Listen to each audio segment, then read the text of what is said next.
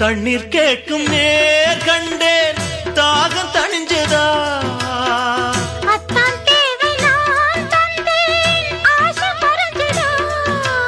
கொட்டி கிடக்குது ஊரளவு இதில் வெட்டி எடுத்தது ஓரளவு